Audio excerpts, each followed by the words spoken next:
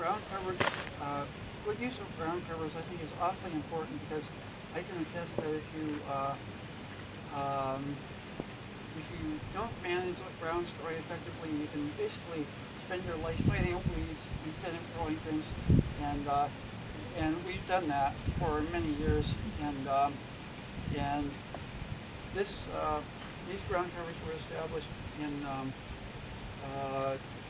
2008, fall of 2008, and most of our attempts prior to that to establish plantings like this failed because weeds took over, and then we've lost the ground covers either to weeds or efforts to get the weeds out.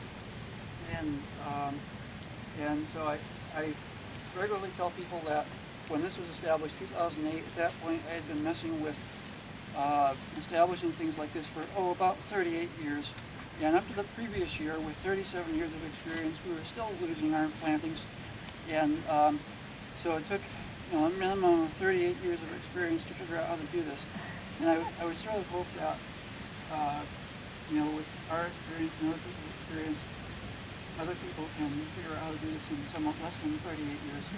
But it's deceptively simple. It sounds like the simplest thing in the world. You plant your plants, and then you just keep the weeds out long enough so that they can establish, fill out. And once they do establish and fill out, then it becomes almost impossible for weeds to start. The trick is that real life intervenes, and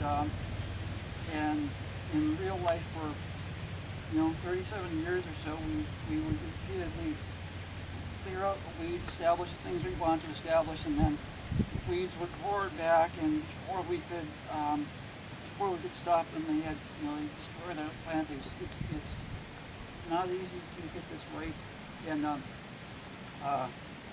anyway, it's really important because in permaculture, or just about any aspect of agriculture, almost the number one concern is to control weeds effectively and efficiently, and if you don't do that, pretty much nothing else that you do is going to help you, because the weeds will prevent you from having a productive system.